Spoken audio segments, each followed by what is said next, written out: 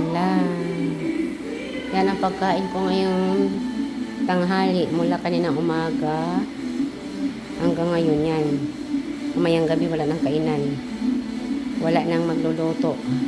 Tinatamad na magluto for your lalabs.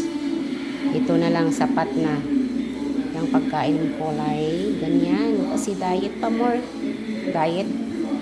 Wala nang diet. Kain lang. Basta malakas. Laban lang tayo. Para sa ekonomiya. Pa-watch naman sa video natin mga lalabs.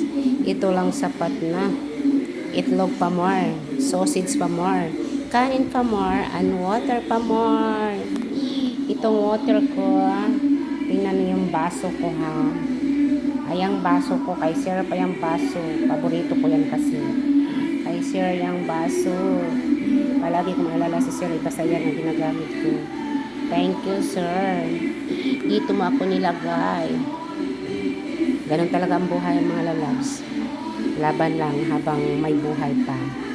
Kain pa more. Pagkatapos kumain, tapusin ko yung pinaplansa ko, hindi pa natapos. Ayaw ko magutuman, masira yung beauty natin. 2024, dapat palagi malakas. God bless naman sa ating lahat. I love you. Pawas and papalwa. And kunik everyone. Love you and God bless. Babu.